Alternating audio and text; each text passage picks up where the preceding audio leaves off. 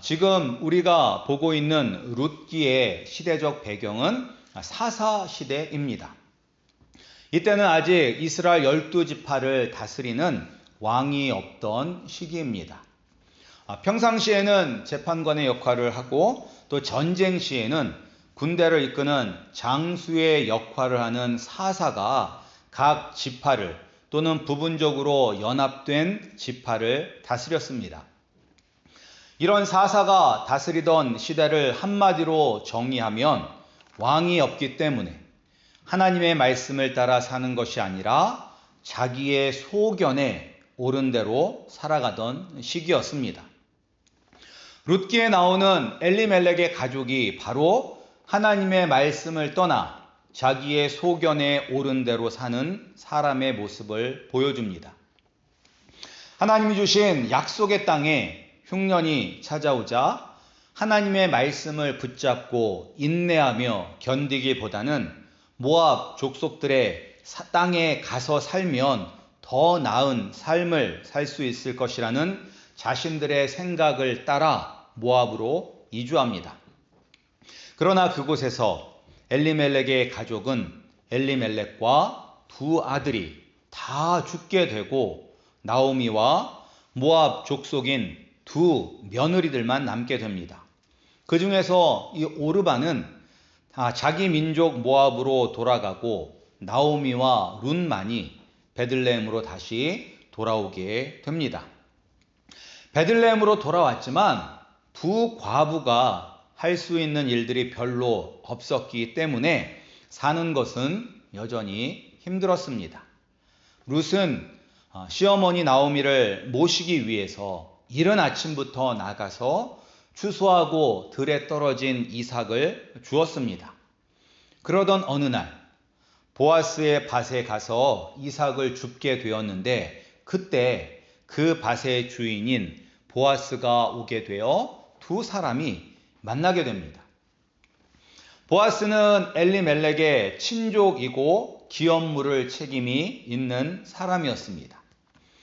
보아스는 이방 민족인 모압 족속이면서 시어머니를 위해 자신의 가족과 고향, 민족을 떠나 베들레헴으로 온 룻에 대한 소식을 이미 들었기 때문에 룻에게 친절을 베풉니다.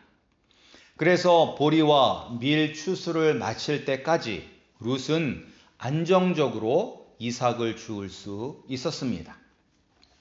보리 추수를 마치고 추수한 보리를 타작할 때 시어머니 나오미는 며느리 룻을 보아스와 맺어주려는 계획을 세웁니다.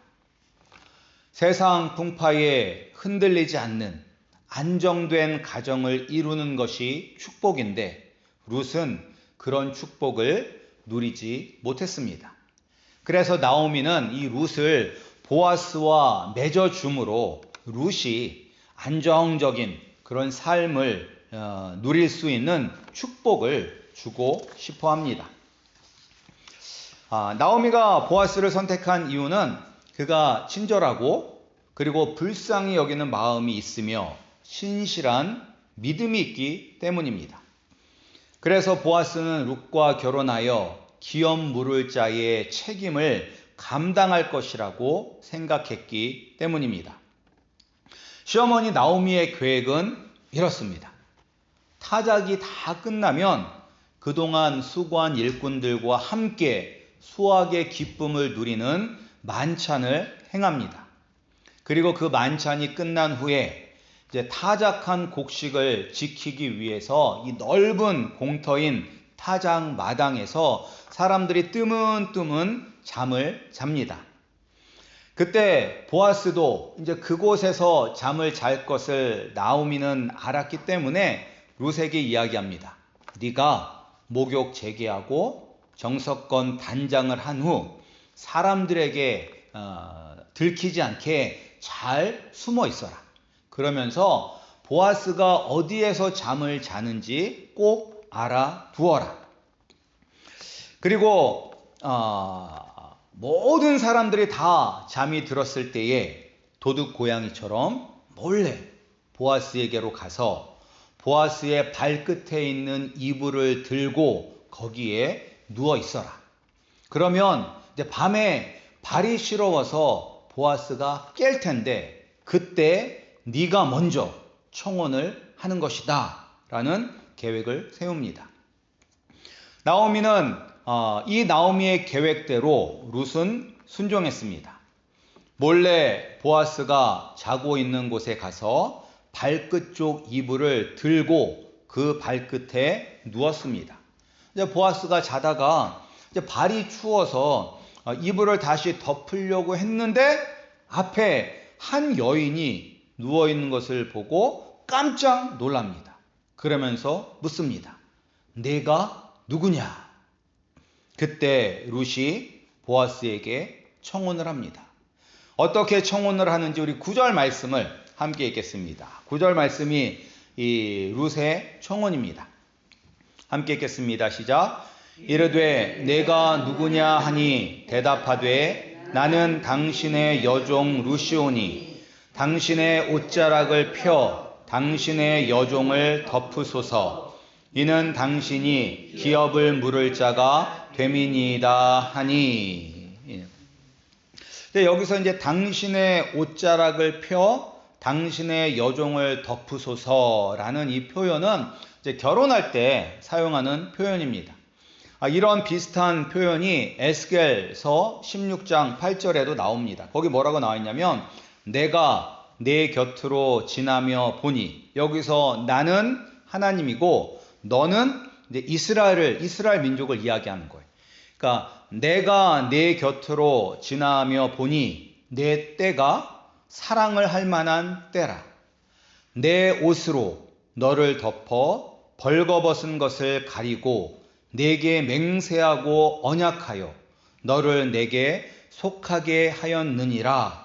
나 주 여호와의 말이니라 라고 기록이 되어 있습니다. 여기서 내 옷으로 너를 덮어 벌거벗은 것을 가리고 란 표현은 하나님이 신랑 되셔서 벌거벗은 이스라엘을 신부로 삼아 주신다는 표현입니다. 이처럼 룻도 보아스에게 나의 신랑, 나의 남편이 되어 달라고 청혼하고 있는 것입니다. 그리고 자신의 신랑 남편이 되는 것이 바로 기업 물을 자가 해야 할 의무라는 것을 룻이 보아스에게 알려주고 있습니다. 그리고 우리가 읽었던 그 19절 말씀에 당신의 옷자락을 펴 당신의 여종을 덮으소서라는 말은 또 다르게 해석이 될 수 있습니다.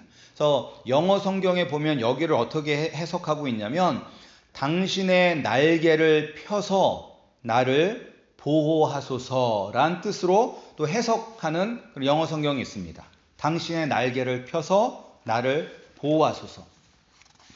왜 룻이 이 말을 했냐면 그 이전에 보아스가 했던 말이 있기 때문입니다. 우리 룻기 2장 12절 말씀 함께 읽겠습니다. 룻기 2장 12절 말씀입니다.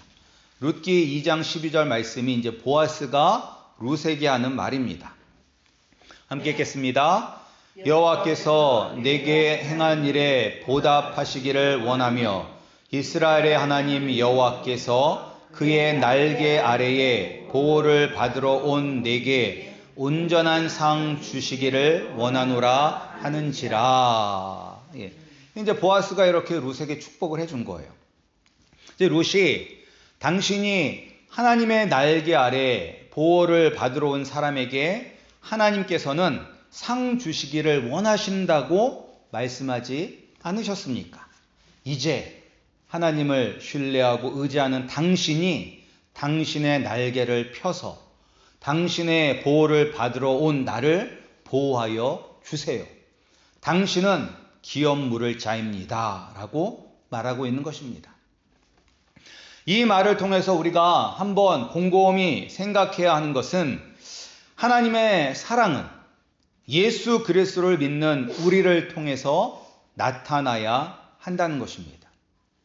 하나님의 사랑은 예수 그리스도를 믿는 우리를 통해서 드러나야 한다. 우리가 지난번에 야고보서를 함께 보았는데 그때 이 야고보가 무엇 때문에 교회를 책망하였습니까? 무엇 때문에 책망했죠? 바로 말만 하고 행동하지 않았기 때문입니다. 나는 믿음이 있다 라고 말은 하는데 믿음의 행동이 나타나지 않았기 때문입니다. 지금 배고파서 죽을 것 같은 사람에게 필요한 것이 무엇입니까? 지금 내 눈앞에 배고파서 죽을 것 같은 사람이 있어요. 눈물이 날 정도로 심금을 울리는 간절한 기도가 지금 그에게 필요합니까? 아니면 차린 것은 없지만 배를 채울 수 있는 밥 한 끼입니까? 밥 한 끼죠. 그런데 예수님을 믿는다고 하는 사람들이 자신의 것이 아까워서 말만 하고 행동으로 옮기지 않는 것을 책망했던 것입니다. 마태복음 25장에서도 예수님이 양과 염소의 비유를 통해서 마지막 심판 때에 축복받는 사람과 저주받는 사람을 이렇게 보여주면서 왜 어떤 사람은 축복을 받고 어떤 사람은 저주를 받는지 말씀하셨어요. 어떤 사람이 축복을 받느냐? 축복받는 사람은 예수님을 섬기는 사람이 축복을 받습니다. 저주를 받는 사람은 어떤 사람이 저주를 받느냐? 예수님을 외면한 사람들이 저주를 받는 것입니다. 그런데 이제 마태복음 25장을 보면 축복을 받는 사람이나 저주를 받는 사람이나 나는 한 번도 예수님을 본 적도 없고 나는 예수님을 섬긴 적도 예수님을 외면한 적도 없다라고 이야기합니다. 그때 예수님이 말씀하십니다. 사람이 배고플 때, 목마를 때, 나그네 되었을 때에, 병들었을 때, 옥에 갇혔을 때에 그 사람을 돌본 것이 바로 나를 섬긴 것이다 라고 이야기합니다. 그리고 그 동일한 상황에서 사람들을 외면한 것이 바로 예수님을 외면한 것이라고 말씀하십니다. 예수 그리스도를 믿는 사람들은 행동으로 구원을 받는 것은 아닙니다. 우리는 행위로 구원받지 않아요. 선한 일을 많이 해서 구원받는 것은 아닙니다. 그러나 믿음으로 구원을 받아 새로운 피조물로 다시 태어난 후에는 행동으로 자신의 믿음을 자신이 구원받은 사람이라는 것을 보여야 하는 것입니다. 지금 룻이 이야기하는 것이 바로 그거예요. 보아스, 당신이 하나님의 날개 아래로 피한 사람에게 복이 임하기를 원하셨지요?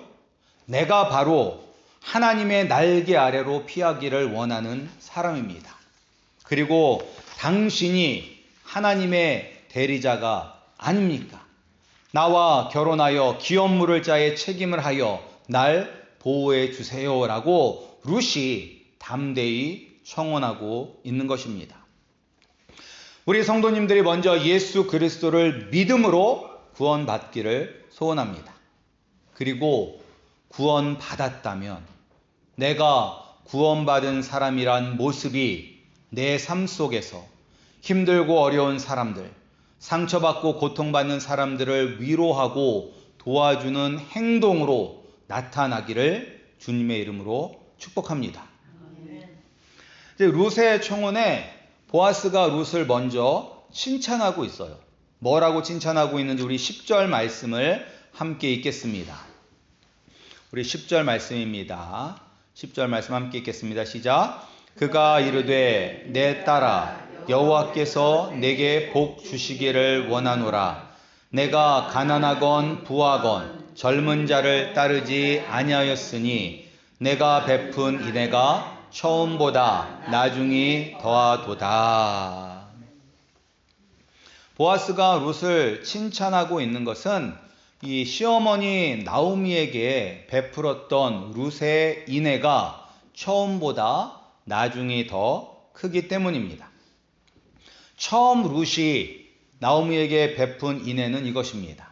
마치 아브라함이 본토 친척 아비집을 떠나 하나님이 주신 약속의 땅을 향해 떠났듯이 홀로 된 시어머니 나오미를 섬기기 위해서 룻이 자신의 가족과 민족과 땅을 떠났기 때문입니다.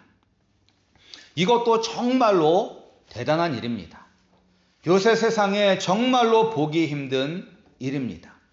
만약에 시부모가 엄청난 재산을 소유하고 있다면 그 재산을 받기 위해 무조건 참아야죠. 무조건 섬겨야죠. 그래야지 나한테 떨어질 테니까. 그런데 지금 나오미는 빈털터리가 된 과부입니다. 이런 과부 시어머니 나오미를 섬기기 위해서 모든 것이 낯선 베들레헴으로 오는 것은 쉬운 일이 아닙니다. 룻이 이렇게 할 수 있었던 것은 시어머니를 향한 사랑이 있기 때문입니다. 그런데 이것보다 베들레헴에 돌아와서 시어머니 나오미에게 베푼 인애가 더 크다고 이야기합니다. 어떤 사랑을 나오미에게 베푼 것일까요? 그것은 이 룻이 다른 젊은 남자와 재혼하지 않은 것입니다. 우리가 읽은 10절을 보면 내가 가난하건 부하건 젊은 자를 따르지 아니하였으니 라고 보아스가 이야기하고 있습니다. 이 말은 베들레헴에 사는 많은 젊은 사람들이 룻에게 청혼을 했다라고 볼 수 있습니다. 비록 과부지만 여전히 룻은 젊고 모든 면에서 성실하고 인정이 많고 인품이 훌륭해서 많은 사람들이 자신의 아내를 삼고 싶고 그리고 자신의 며느리로 삼고 싶은 사람들이 많았다는 것입니다. 근데 거기에 젊은 부자들도 있었다는 것이죠. 젊으면서 부자.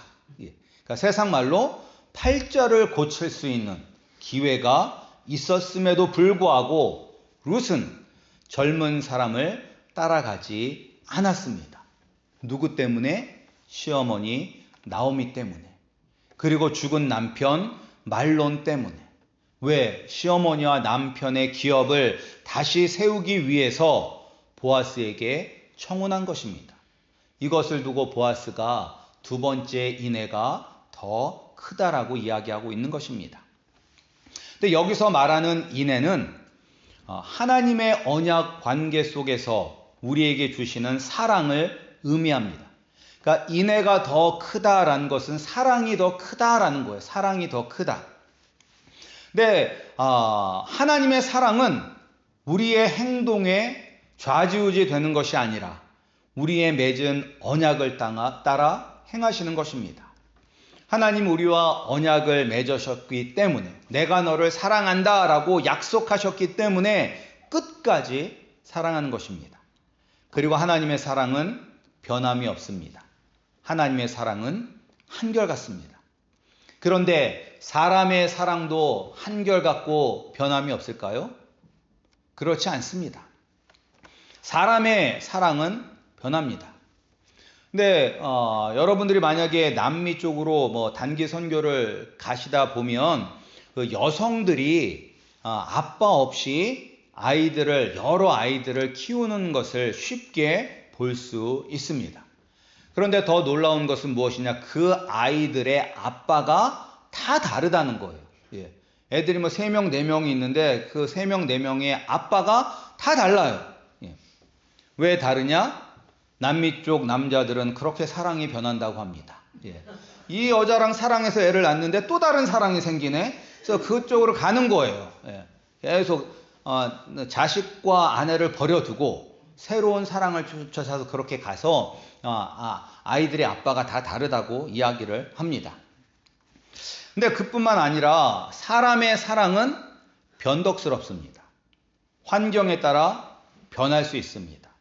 죽고 못 사는 사람도 멀리 떨어져서 보지 못하게 되면 사랑이 식습니다.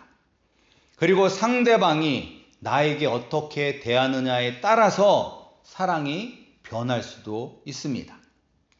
그러나 하나님의 사랑은 변함이 없고 한결같습니다.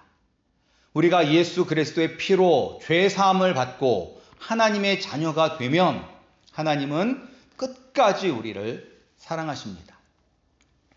우리보다 더 하나님께 잘하는 사람이 있다고 해서 우리를 덜 사랑하시는 것도 아니고, 우리가 하나님을 잠시 떠난다고 해서 우리를 버리시지도 않습니다.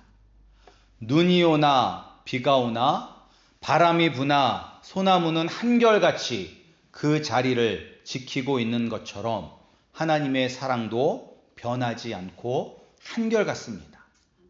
하나님의 그 사랑을 룻을 통해서 우리에게 보여주고 있는 것입니다. 하나님은 우리를 사랑하십니다. 하나님은 단 한 번도 우리를 버리신 적도, 우리를 떠나신 적도 없습니다. 우리가 영적으로 나태해지고 무뎌져서 느끼지 못할 뿐입니다. 하나님이 우리를 한결같이 사랑하시는지를 깨달아 그 사랑에 감사하고 그 사랑에 보답하며 사시는 우리 성도님들이 되기를 소원합니다. 보아스는 룻의 청혼을 받아들이겠다라고 이야기를 합니다. 근데 한 가지 문제가 있습니다. 그 문제가 무엇이죠? 우리 12절 말씀 함께 읽겠습니다. 우리 12절 말씀 함께 읽겠습니다. 시작. 참으로 나는 기업을 물을 자이나 기업 물을 자로서 나보다 더 가까운 사람이 있으니. 내가 기업 물을 책임은 있는데 내가 1순위가 아니다라고 이야기를 합니다. 그러니까 기업 물을 책임을 지는 것도 순서가 있습니다. 그러니까 가장 가까운 친척이 먼저 기업 물을 책임을 져야 되고, 그 친척이 책임을 지지 못할 때에 그 다음으로 가까운 친척이 기업 물을 자의 의무를 해야 하는 거예요. 그래서 보아스도 기업 물을 자의 의무가 있지만 보아스보다 더 앞선 사람이 있다는 것입니다. 아마 이 소리를 들었을 때 룻은 깜짝 놀랐을 수도 있었을 것 같아요. 아니, 이 아닌 밤에 홍두깨라고, 당신 말고 더 앞선 사람이 있다고? 그러나 보아스는 자신에게 기회가 온다면 반드시 기업 물을 자의 책임을 지겠다고 이야기를 합니다. 그런데 왜 나오미는 기업 물을 책임이 있는 1순위의 친척과 룻을 연결시키지 않고 보아스와 결혼을 시키려 했을까요? 혹시 룻이, 나오미가 이거 몰랐던 건가요? 자기보다 더 가까운 사람이 있다는 것을? 그렇지 않습니다. 왜냐하면 우리 앞에 2장 20절을 보면 나오미도 보아스가 기업 물을 자 중에 한 사람이라는 것을 알고 있었어요. 저 사람이 기업 물을 사람이다가 아니라 저 사람이 우리의 기업을 물을 수 있는 의무를 가진 사람 중에 하나다라는 것을 이미 알고 있었습니다. 그럼에도 불구하고 보아스와 룻을 결혼시키려 한 것은 1순위인 기업 물을 자가 별로이기 때문이겠죠. 별로이기 때문에. 그리고 기업을 물은다는 것은 자신에게 손해가 있을 수 있습니다. 1순위인 친척은 그 손해를 보지 않을 것을 알고 있기 때문입니다. 룻과 결혼을 하게 되면 겪게 되는 기업 물을 자의 손해가 무엇인지는 우리 내년 2025년도에 함께 살펴보겠습니다. 이제 얼마 안 남았거든요. 다음 주는 이제 성탄주일이니까 하고, 그 다음 주는 또 우리가 못한 것, 그 다음 주. 그러니까 2025년 첫째 주에 아마 그 이유가 나올 것입니다. 근데 중요한 것은 보아스가 자신이 손해를 본다는 것을 알면서도 기꺼이 책임을 지겠다는 것입니다. 이것이 우리에게 하나님 아버지와 예수 그리스도를 생각하게 합니다. 우리를 구원하심으로 하나님께서 이익이 되는 것이 무엇이 있을까요? 예수님께서 십자가에서 물과 피를 쏟으시면서 우리를 위하여 돌아가신 것이 과연 예수님 자신에게 어떤 유익이 있을까요? 아무것도 없습니다. 우리를 구원하신다고 우리가 하나님의 영광을 더 크게 만들 수도 없습니다. 하나님은 홀로 영광 받으시는 분이십니다. 우리가 하나님을 찬양하지 않아도 해와 달과 별들이 모든 만물이 하나님을 찬양합니다. 예수님은 어떻습니까? 예수님이 우리를 위하여 죽으심으로 우리가 예수님께 더 큰 영광을 돌려드립니까? 그렇지 않습니다. 우리가 예수님의 말씀대로 살아 예수님을 높여드려야 하는데 그렇습니까?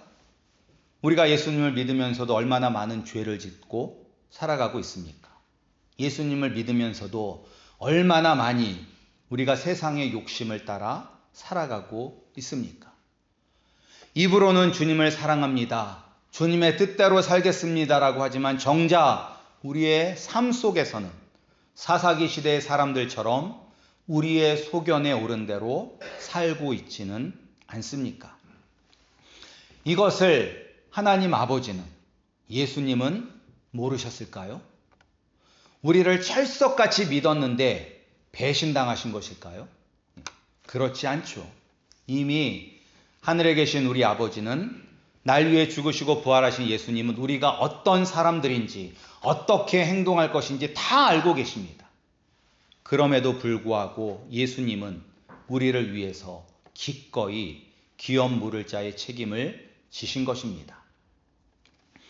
우리를 향한 하나님의 이 사랑이 얼마나 큰지 머리로만 아는 것이 아니라 가슴으로 깨닫고 주의 은혜와 사랑에 진심으로 감사하고 비록 또다시 우리의 결단과 다짐이 흔들리겠지만 예수님을 의지하고 예수님의 뜻대로 살고 행동하기를 다시 한번 결단하시는 우리 성도님들이 되길 주님의 이름으로 축복합니다.